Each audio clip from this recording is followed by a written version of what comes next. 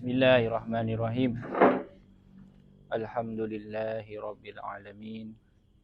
Wassalatu wassalamu ala asyrafil anbiya'i wal mursalin wa ala alihi wa sahbihi ajma'in.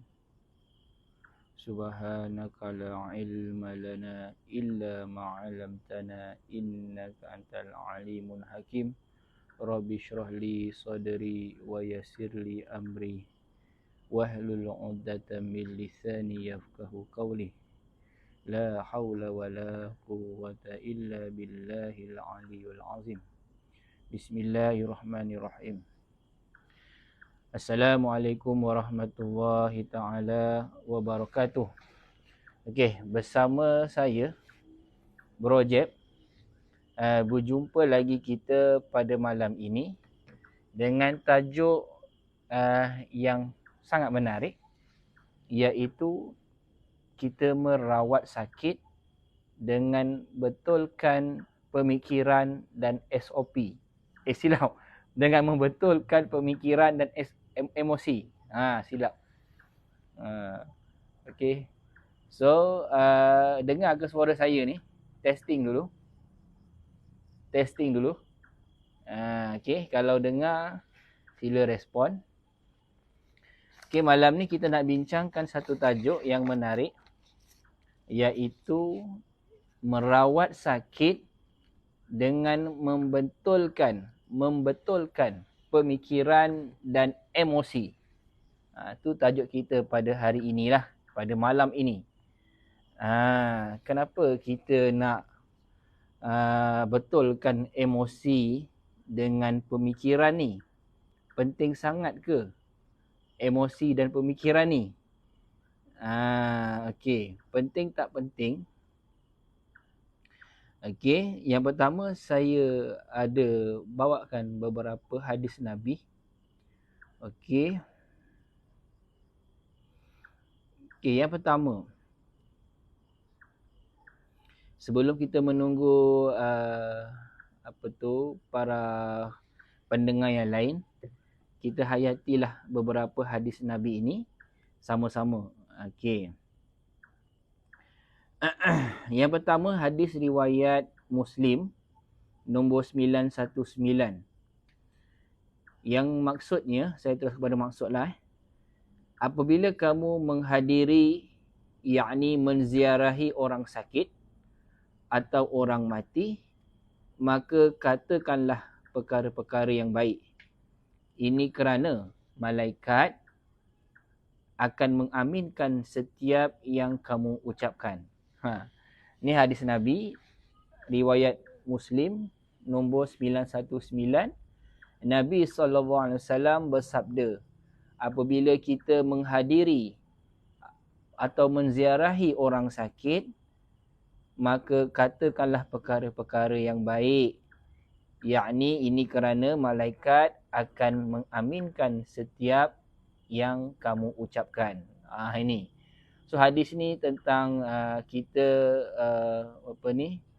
hadis tentang untuk kita mengatakan kata-kata yang positif. Okey. Ada juga hadis Nabi yang lain saya bawakan ya. Contoh dia, okey, ini marfum daripada hadis riwayat Muslim dan Bukhari. Dua-dua ni ada dalam hadis Muslim dan ada juga dalam hadis Imam Bukhari. Yang bermafhumnya perumpamaan orang-orang yang beriman itu dalam kelunakan, berkasih sayang dan berlemah lembut sesama mereka, seperti tubuh yang satu. Jika satu anggota sakit, maka seluruh jasad akan turut berasa demam dengan berjaga malam. Okey, ini tentang hadis ni lah. Okey, untuk kita ni sesama Muslim umpama satu tubuh lah. Okey, daripada Ibnu Abbas. Okey, Nabi SAW pernah menziarahi seorang Arab Badui. Okey, kisah ni menarik. sebelum kita pergi kepada tajuk, sebelum tu saya ucapkan terima kasih kepada yang join live kita pada malam ini dengan tajuknya iaitu merawat sakit dengan membetulkan pemikiran dan emosi. Okay, sebelum kita berbahas lebih jauh, saya teringat satu kisah yang menarik pada zaman Nabi. Okay, pada zaman Nabi ni, pada suatu hari tu, Nabi pernah pergi menziarahi seorang Arab Badui yang sedang sakit. Okay, Nabi pergi ke rumah dia, Nabi beri salam, Nabi masuk dan Nabi tengok dia sedang sakit lah, tengah terbaring. Lepas tu Nabi pun berkata, la ba'sa tahurra insya-Allah. Lebih kurang macam itulah. Yang mafhumnya Nabi bercakap tidak mengapa. Okey, tidak mengapa. Sakit ini adalah pembersih dosa-dosa. Nabi bagi tahu tak mengapa. Dosa sakit ini sebenarnya adalah pembersih kepada dosa-dosa kamu. Lebih kurang macam itulah. Lepas tu Arab Badui ini dia pun cakap dekat Nabi. Dia cakap dekat Nabi, ya Rasulullah, menjadi pembersih sakit ini menjadi pembersih. Nabi cakap, ya. Sakit itu pembersih dosa-dosa. Lepas tu dia cakap apa dekat Nabi? Tidak ya Rasulullah, bahkan ia merupakan demam yang sangat panas. Okey, yang menyebabkan aku nanti akan menjadi penghuni kubur. Macam tu. Lepas tu bila dia cakap macam tu, Nabi pun menjawab dengan jawapan, kalau begitu demikianlah yang akan terjadi. Lebih kurang macam itulah. Kalau kamu kata begitu, itulah yang akan kamu dapat. Lebih kurang macam tu maksud dia. So faham tak? Okey, saya ulang balik. Pada satu hari zaman Rasulullah ni, Nabi pergi menziarahi seorang Arab Badui. Arab Badui tu tengah sakit demam panas lah. Okay, bila Nabi datang menziarahi, Nabi tengok dia terbaring, Nabi pun cakap, wahai sepulan, sesungguhnya sakit ini adalah penghapus dosa-dosa kita yang lalu.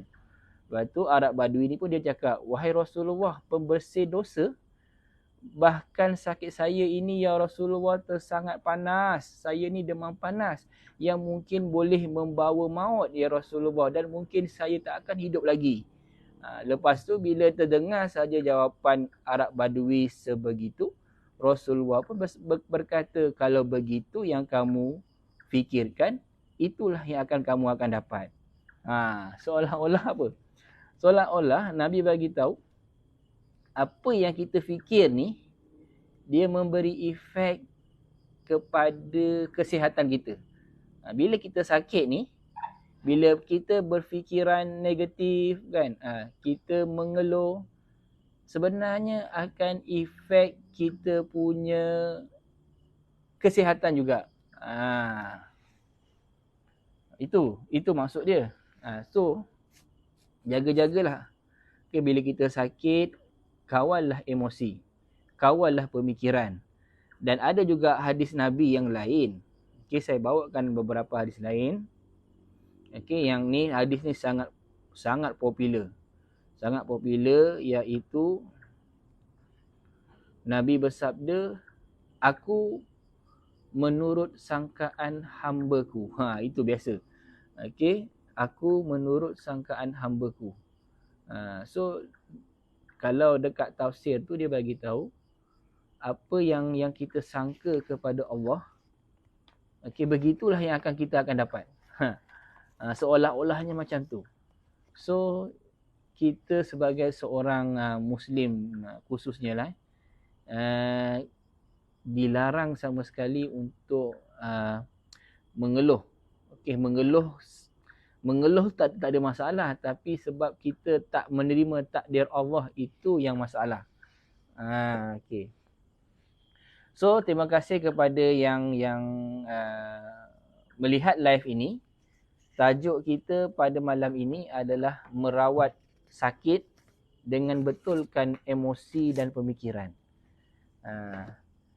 So, sakit ni, dia sebenarnya sangat berkait dengan emosi. Sangat berkait dengan kita punya pemikiran. Apa yang kita fikir tentang sakit, sebenarnya dia umpama doa tau.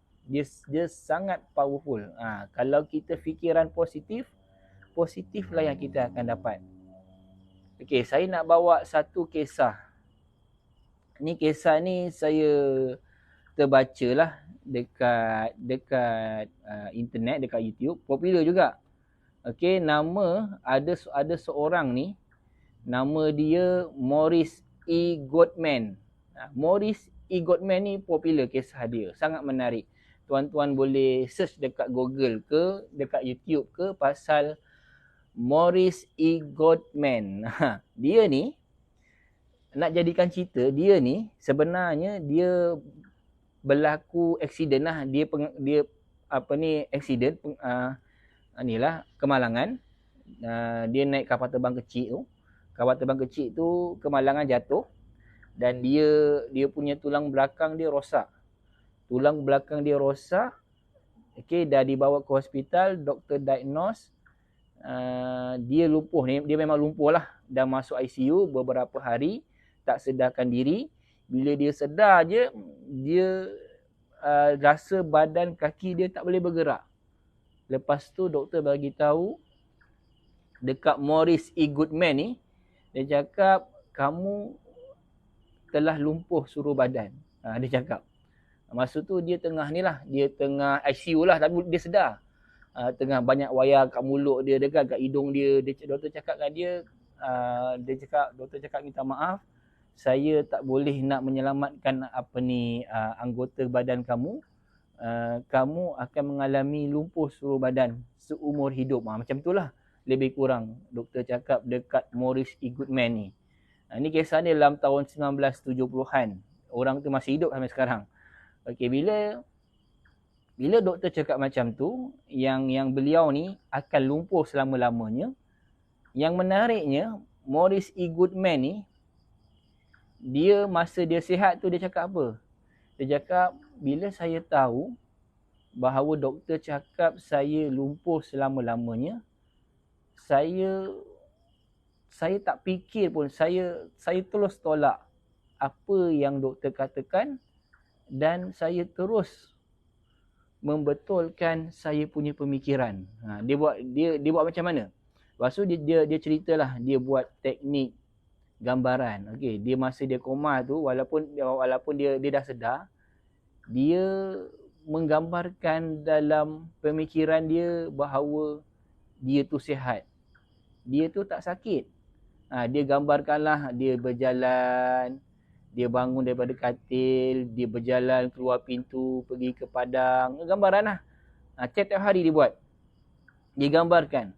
Sampaikan satu sedikit, sini sedikit, tangan dia boleh bergerak, kaki dia boleh bergerak. Lepas tu dia boleh naik kerusi roda kan. Apa yang doktor cakap tu, dia cakap apa? Apa yang doktor cakap tu, dia lupakan. Dan dia tukar. Dia cakap, dekat dia lawan pemikiran dia cakap aku ni sihat.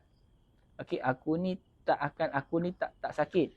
Aku ni boleh baik. Macam tu. Dia yakinkan otak dia tu walaupun jasad dia tu sakit, tapi dia mindset dalam otak dia untuk thinking positif bahawa dia ini boleh baik. Dia ini boleh sihat dan dia punya amalan dia macam amalan lah kan. Setiap malam dia akan menggambarkan bahawa dia akan membayangkan diri dia berlari, dirinya berjalan tiap-tiap hari. Dia akan membayangkan. Ni saya baca kisah dia lah. So, lama kelamaan doktor beri kepercayaan dia untuk berdiri. Dia cakap doktor saya nak berdiri juga. Saya yakin saya boleh. Tu pada satu hari tu dia mampu berdiri.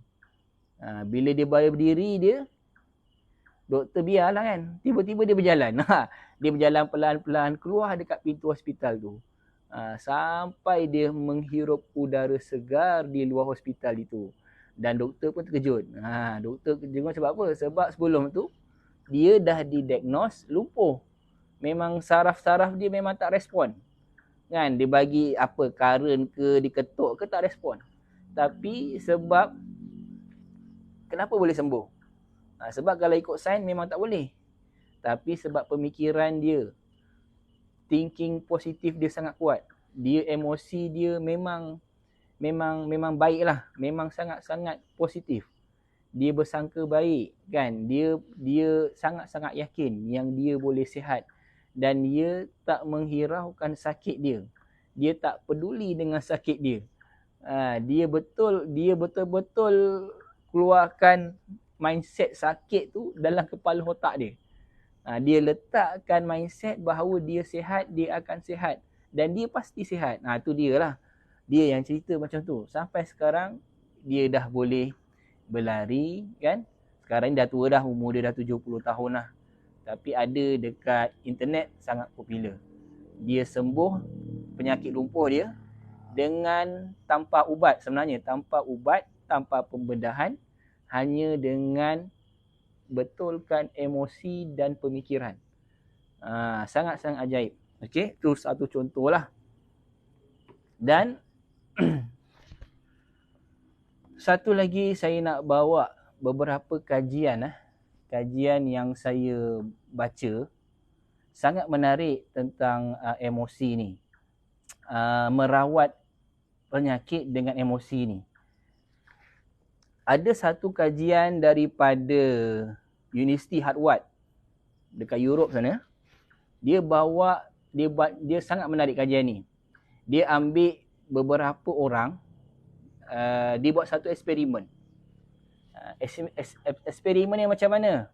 Eksperimen dia, katalah ada lebih kurang, dia ambil dalam beberapa puluh orang, dan setiap orang itu dia lakukan ujian yang sama. Apa ujian dia? Ujian dia macam ni.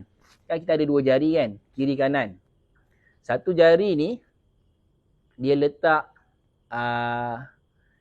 ubat. Dekat ubat sebenarnya kita panggil placebo. Dia macam ubat tipu lah. Ubat tu dia bukan ubat pun. Dia macam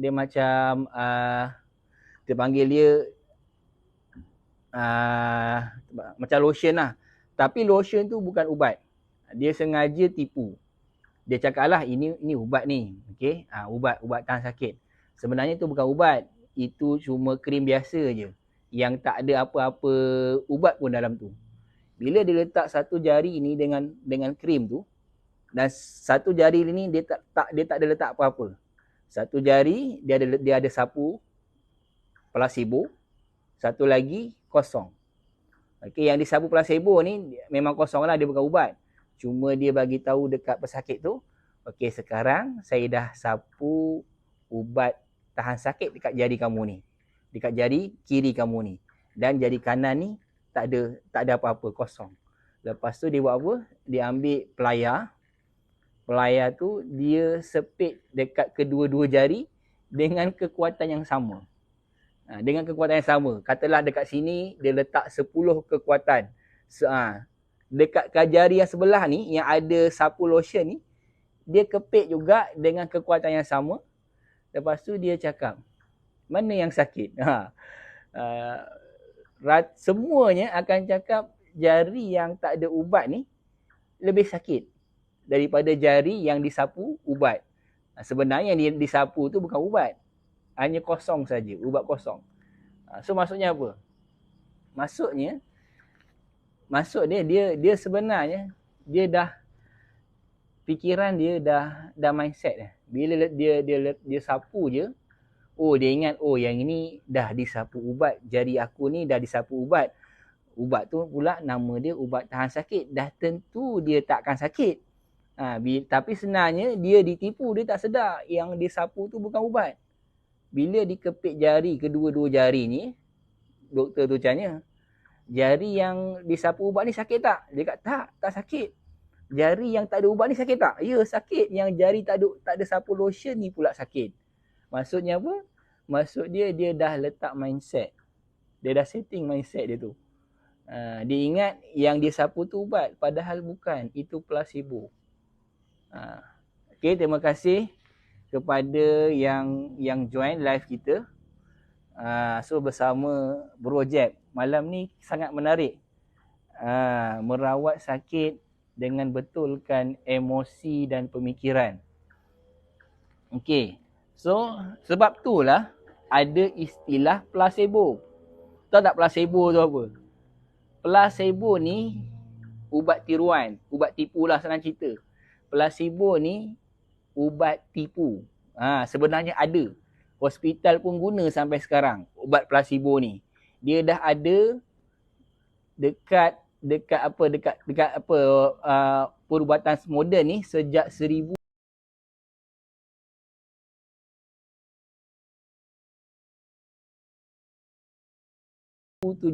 tahun. Pada zaman 1700 tahun dah ada placebo ni. Apa khabar? Baik. Ya, Abang Syam dari Melaka hadir. Terima kasih. So placebo. Kenapa wujud placebo ni?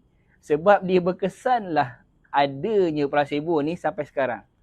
Kalau placebo ni tak berkesan, dah lama dah hospital tak guna. So placebo ni, saya cerita placebo lah. Placebo ni ubat tipu. Dia sebenarnya bukan ubat, tapi dia buat macam ubat. Dia katakan dia benda tu ubat, padahal bukan. Dia hanya placebo nak doktrin kita punya pemikiran pesakit bahawa itu adalah ubat. Untuk bagi tahu pesakit itu adalah ubat, padahal bukan ubat. Dia hanya air biasa je, air kosong je, air suling aje. Kalau dekat vaksin tu air garam je.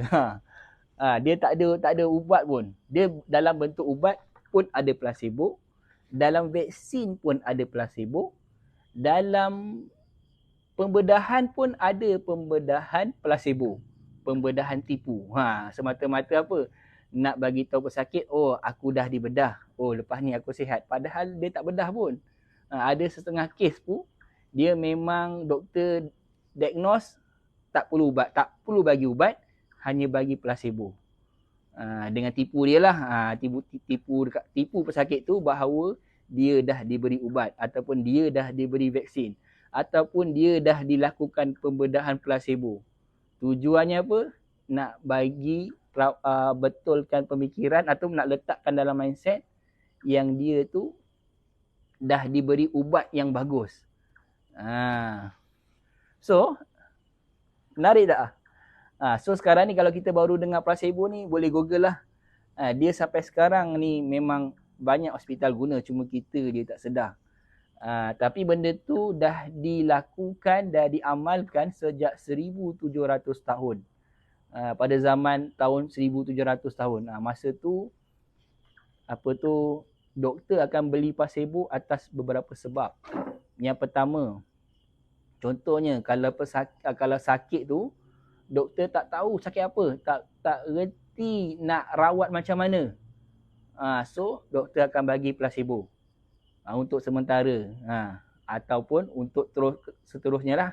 Okay, kalau dah tak ada ubat, dah tak tahu nak rawat macam mana, tak reti nak bancuh ubat ke, nak buat rawatan ke, dah mati akal lah, tak tahu nak buat macam mana, doktor akan bagi placebo, ubat tipu.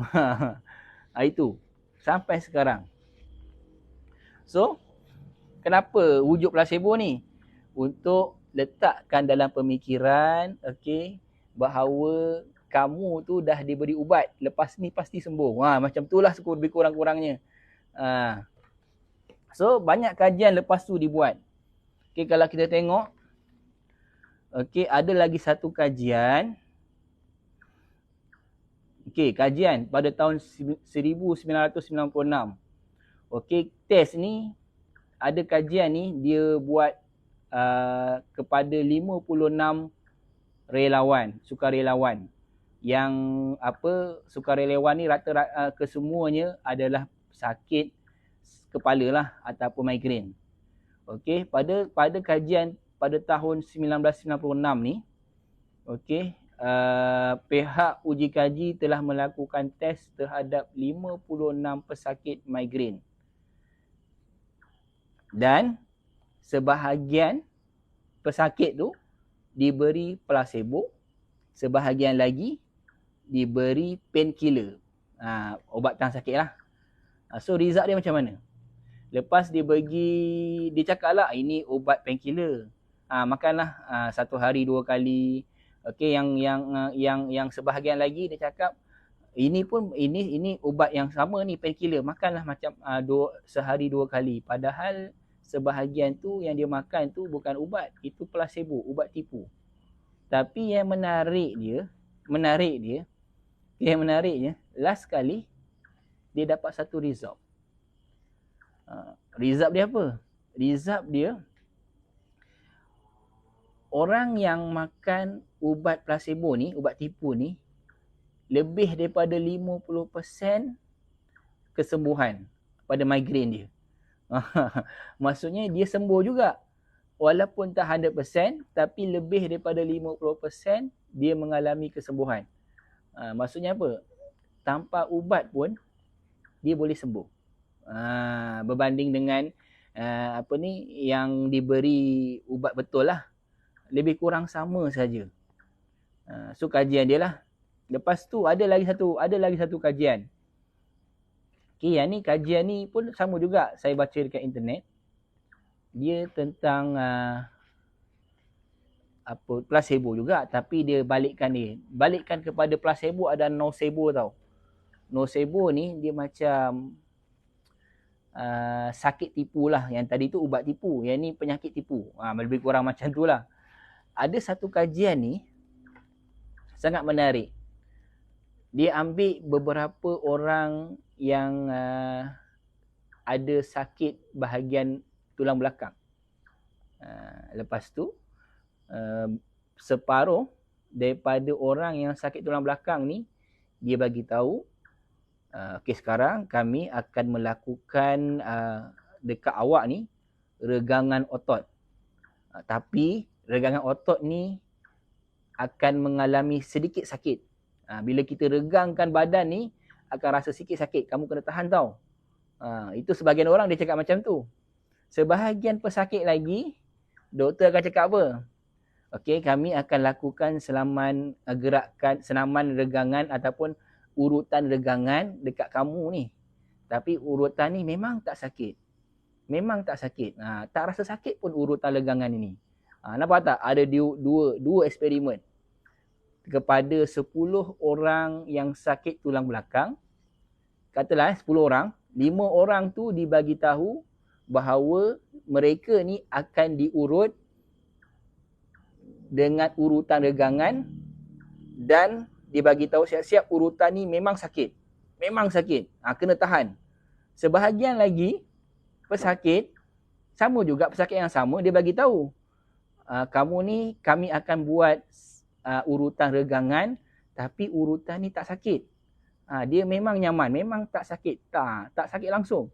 Kita buat senaman yang memang selesa, tak ada rasa sakit pun. Dia bagi macam tu.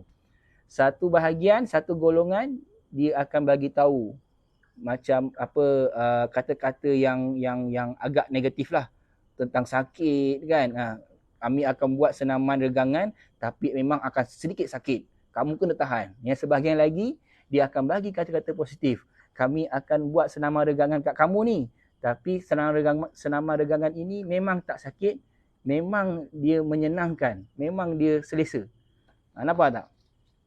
Lepas tu, result dia yang menarik dia, orang yang diberi kata positif, hampir kesemuanya mengatakan tak sakit. Hampir kesemuanya mereka ni rata-rata akan cakap, tak sakit lah urutan tadi, memang betul lah tak sakit. Memang betul lah doktor cakap tadi, urutan tadi memang tak sakit. Tetapi yang satu golongan lagi tu bila dia tanya, betul lah sakit. Doktor urut tu memang sakit.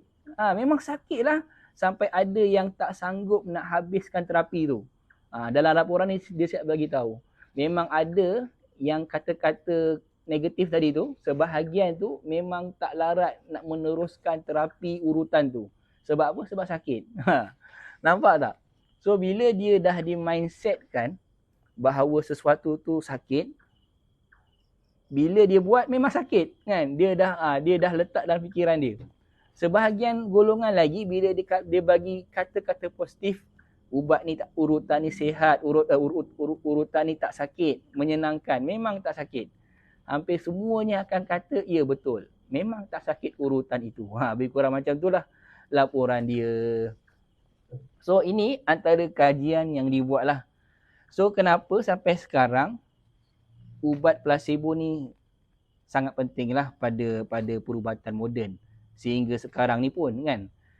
So tak heran lah istilah placebo tu sangat popular.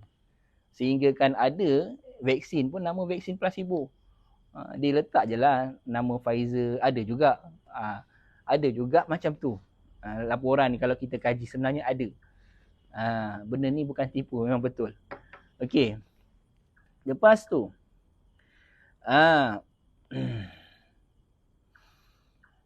okey, terima kasih sebelum tu yang live pada malam ini. Okey, saya bersama anda, bersama saya Bro Jeb, okey, dari Raja Bekam, bawakan satu topik yang menarik, iaitu merawat sakit dengan betulkan pemikiran dan emosi. So penting tak kita betulkan pemikiran? Bila kita tahu bila kita baca kajian-kajian yang dibuat oleh banyak kajian luar lah, daripada Harvard, daripada doktor-doktor dekat luar tu tentang placebo semua. So benda ni sebenarnya kita ni tak perlu pun placebo tu. Sebenarnya kita yang apabila kita sakit kan, tak kiralah sakit apa pun, yang pertama sebelum kita pergi hospital, sebelum kita pergi jumpa doktor ataupun sebelum diri kita dirawat, sebenarnya perkara pertama yang kena buat adalah dengan sangka baik dulu. Sangka baik dan berfikiran positif. Itu sangat penting. Macam mana nak berfikiran positif ni? Kalau ikut kajian barat, dia bagi tahu hanya letak dalam fikiran bahawa kamu akan sihat. Sakit yang kamu hadapi ini akan sembuh. Boleh sembuh. Akan sihat. Lepas tu kena bayangkan diri kamu tu sebagai seorang yang sihat walaupun sakit. Kena letakkan pemikiran tu adalah seperti orang sihat, dan cuba sedaya upaya jasad kamu ni, badan kita ni, cuba berkelakuan sebagaimana orang sihat. So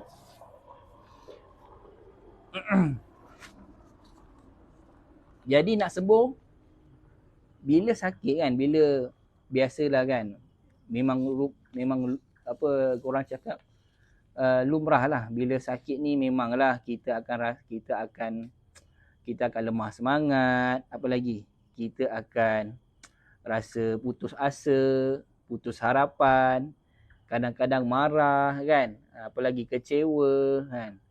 Semua itu sebenarnya kena bersihkan dulu. Memang kena bersihkan dulu. Okey, 90 banyak saya ada terjumpalah Dr. Zaidul Akbar. Dia bagi tahu 90% sakit yang kita hadapi sebenarnya, 90% sakit tu datangnya berpunca daripada emosi dan pemikiran yang negatif. Yang rosak lah, pemikiran yang rosak, emosi yang tak stabil boleh menyebabkan sakit fizikal. Apa tu contohnya? Tiba-tiba kena kanser, tiba-tiba kena apa lagi, darah tinggi, sakit jantung. Dia sebenarnya sakit ni, sakit ni kalau dikaji, ditelusuri, lama-lama dia akan dapat satu punca. Yang ni puncanya apa? Puncanya daripada emosi dan pemikiran yang tak stabil. Itu. Ini bukan saya cakap kosong tau. Ini boleh Google. Boleh Google, boleh YouTube. Memang kajian ni agak popular lah sebenarnya. Agak popular. Dia bukan satu rahsia lagi. Kita dah boleh search dekat Google. Punca sakit, sebahagian besar penyakit fizikal berpunca daripada emosi dan pemikiran yang rosak. Itu sangat-sangat bahaya. So sangat-sangat bahaya. So jadi okey, ni saya satu lagi kajian yang saya dapat lah ni daripada ustaz lagi panggil doktor lah, Dr. Zaidul Akbar. Dia bagi tahu ada kajian dekat Jepun. Dekat Jepun, dia bagi tahu apabila kita marah sangat, apabila kita dalam situasi yang emosi yang sangat tak stabil, contohnya kita terlalu marah ataupun kita terlalu kecewa, apalagi kita terlalu takut, benda-benda yang negatif, terlalu marah, terlalu kecewa, terlalu takut, 2 minit je, 2 minit perasaan marah, perasaan kecewa, perasaan yang takut apa maksudnya? Takut ditimpa penyakit kan, takut kena sakit kan, takut sakit ni tak boleh sembuh, macam tu lah. Bila ada 2 minit sahaja perasaan negatif tersebut yang maksud perasaan yang sangat negatif, okey, terlalu marah, terlalu takut ataupun terlalu kecewa, 2 minit sahaja dia boleh menurunkan kita punya imun badan 2 jam selepasnya. Dia boleh menurunkan kita punya imun badan ni 2 jam selepas kita marah tu. Maksudnya bahayalah bila kita dalam keadaan emosi yang tak stabil. Dalam kajian tersebut, 2 jam selepas kita marah tu, 2 jam imuniti kita akan drop. Daya tahan penyakit kita akan jatuh, akan jadi rendah. Kita punya sistem imun kita akan down. Bila sistem imun kita down, kita senang terkena penyakit pada waktu tu. Ini kajian ni dibuat oleh Jepun lah, oleh saintis Jepun. So sangat-sangat bahaya. Sangat-sangat kita tak digalakkan untuk berfikiran negatif ataupun beremosi yang teruk lah, emosi yang sangat teruk pun tak digalakkan kerana dia boleh efek kita punya kesihatan. Jaga elok-elok. So terima kasih kepada yang dah join. Okey, sekarang ni tajuk kita adalah merawat sakit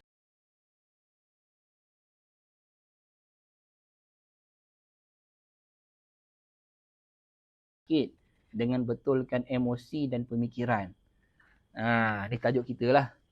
Okey, sebenarnya kalau kita kaji lah, sebenarnya memang banyak lah kajian telah dibuat. Okey, dekat dalam ke, kat luar ke, kat universiti ke, dekat mana-mana pusat kajian kesihatan ke, memang akan dapat satu kesimpulan. Okey, sakit ni kebanyakannya berpunca daripada emosi dan pemikiran yang rosak. Sebab tu kalau kita tengok dalam kitab Perubatan Melayu, Perubatan Melayu ni minggu lepas kita dah bahas.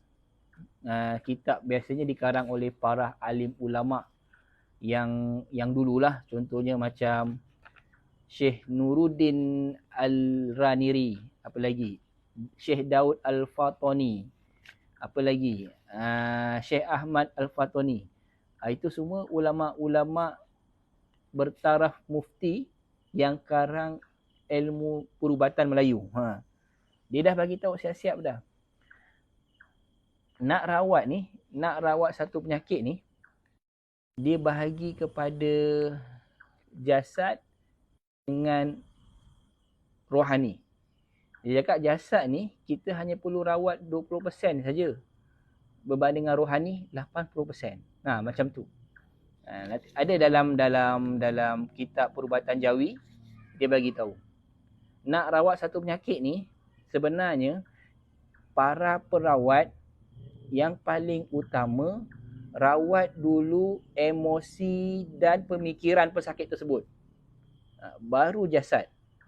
Dia punya pecahan dia 80% kesembuhan tu sebenarnya 80% kesembuhan sebenarnya apabila kita dah betulkan dia punya emosi dan pemikiran.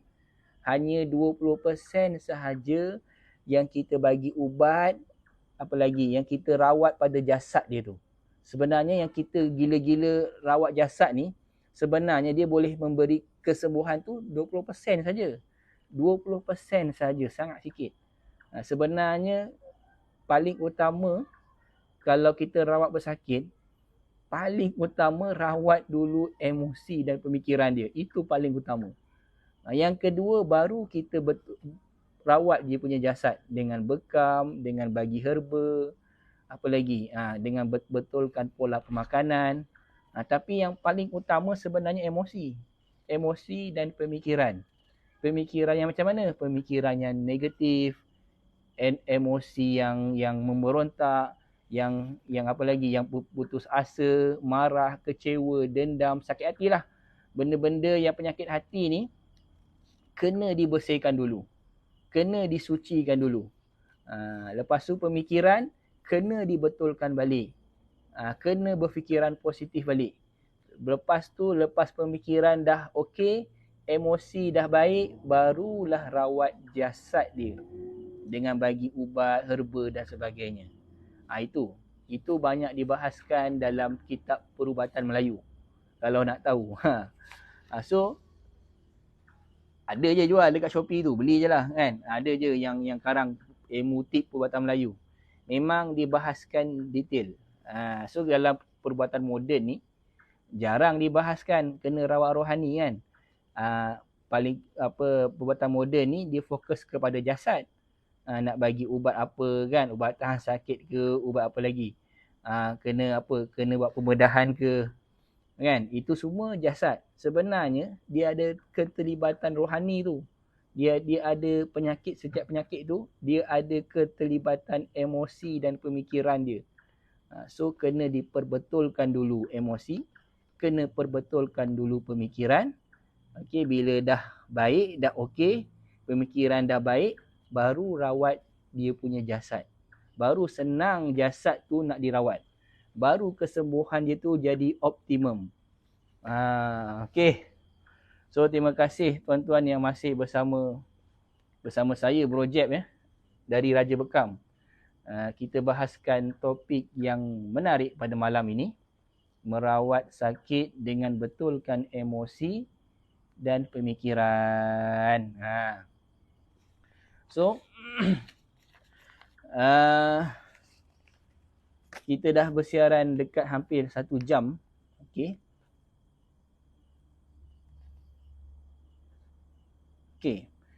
Ada juga buku tentang rawatan emosi dan pemikiran ni, dikarang oleh Dr. Joe Dispenza, nama dia lah ni.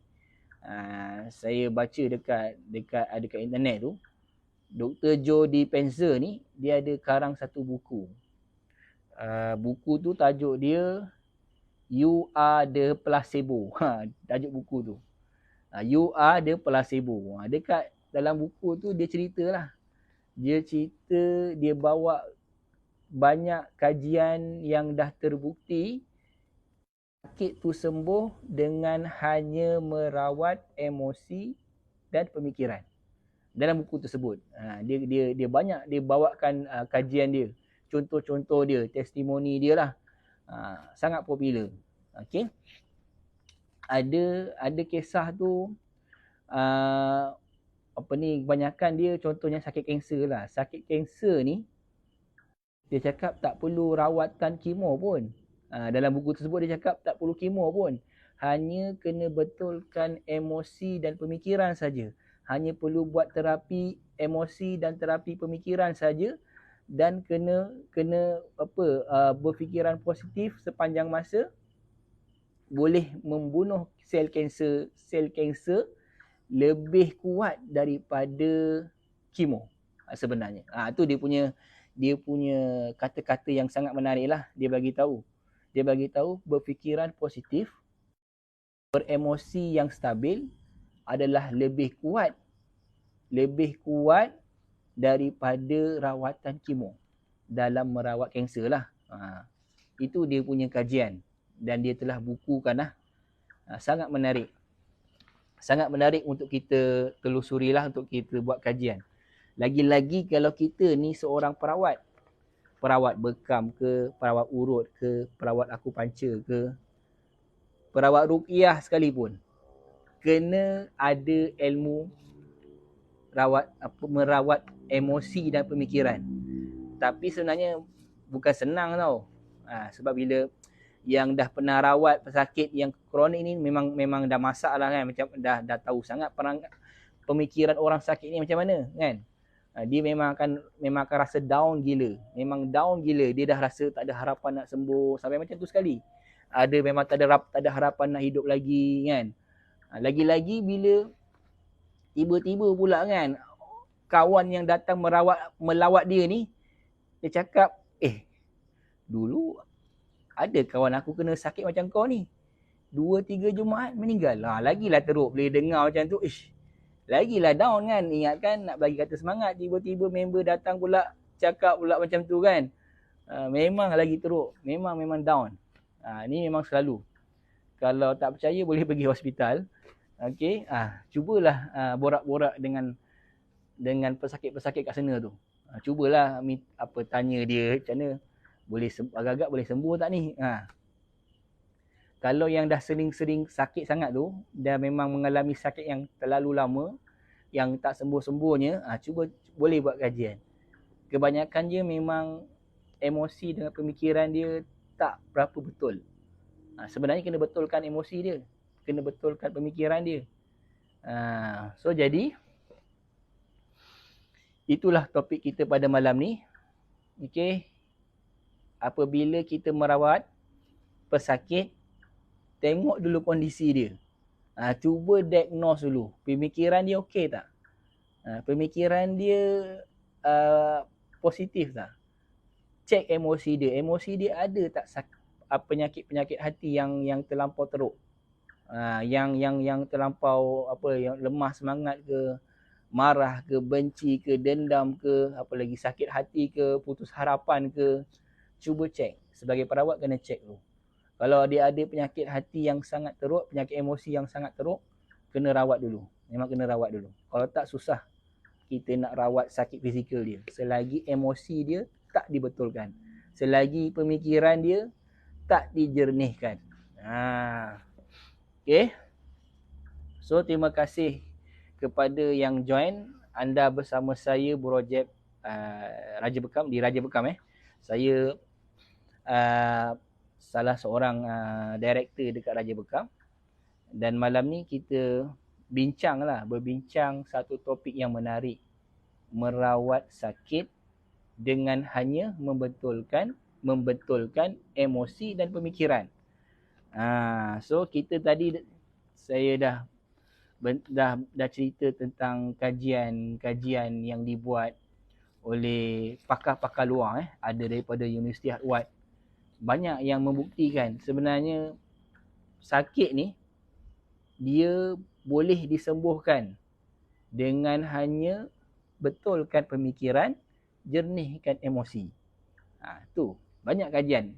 Kita boleh buat kajian sendirilah, kita boleh cari sendiri dekat internet, dekat YouTube. Memang dah banyak. So jadi macam mana nak rawat tu?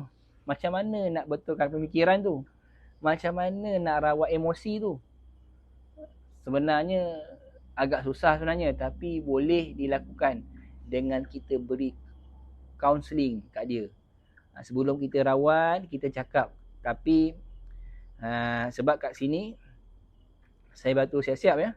Sebab doktrin barat dengan perubatan Melayu dia ada sedikit beza. Ada sedikit beza dalam merawat pemikiran dan emosi. Saya bagi tahu siap-siap kalau korang buat kajian kat luar tu, korang akan jumpa dia punya perbezaan dia. Tapi dua-dua tu bagus. Boleh merawat sakit. Memang boleh terbukti merawat sakit. Dan ada banyak bukti sembuh. dengan hanya merawat pemikiran dan emosi saja, memang terbukti. Cuma kaedah ni ada dua kaedah. Merawat sakit dengan emosi dan pemikiran ni ada dua kaedah.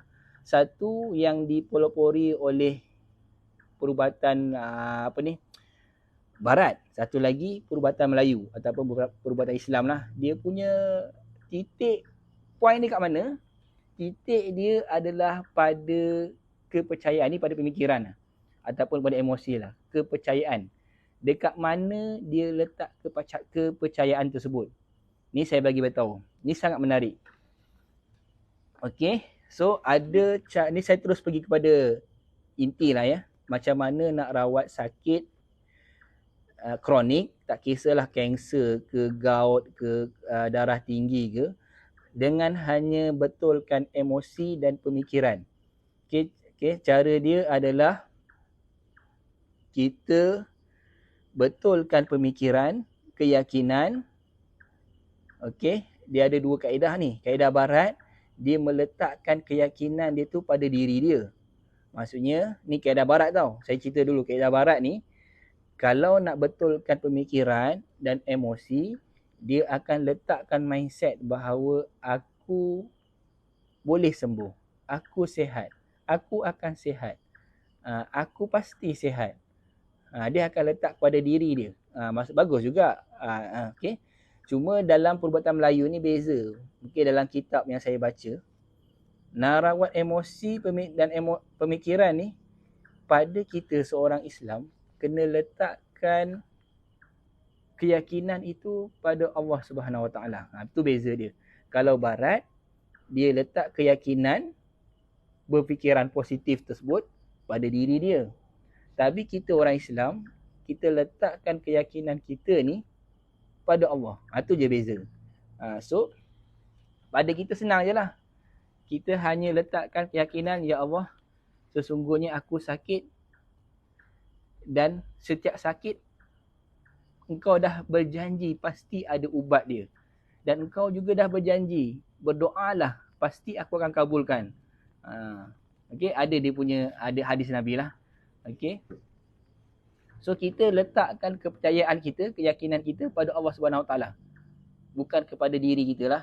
Itu konsep perubatan Melayu. So ada titik dia. Ini saya beritahu siap-siap lah. So untuk korang yang dekat luar sana, kalau nak merawat emosi dan pemikiran, kita bawakan pesakit tersebut meletakkan keyakinan bahawa kesembuhan itu milik Allah. Itu satu. Dan setiap penyakit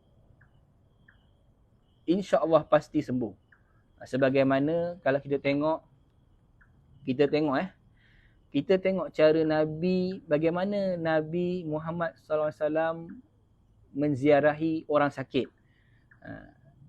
Kalau nak tahu, bila Nabi ziarah orang sakit ni, Nabi akan bagi kata-kata positif. Nabi akan mendoakan dia. Nabi akan bagi dia keyakinan. InsyaAllah sembuh. Nabi cakap, sakit-sakit ini adalah penghapus dosa-dosa. InsyaAllah kamu akan sembuh. Sakit-sakit ini penghapus dosa-dosa, jangan risau. Sakit ni tak ada apa yang perlu dirisaukan. Sakit ini hanya penghapus dosa sahaja. Macam tu.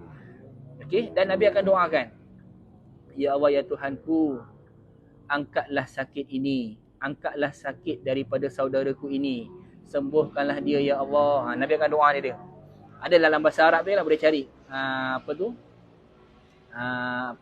Bismillah 5 kan. Ada hadis Nabi mendoakan pesakit. Sebenarnya Nabi nak bagi tahu, Nabi nak mendidik pesakit tersebut. Sebenarnya yang menyembuhkan tu Allah. Dan kena bersangka baik dengan Allah. Memang Allah menjadikan sesuatu ni bukan sia-sia.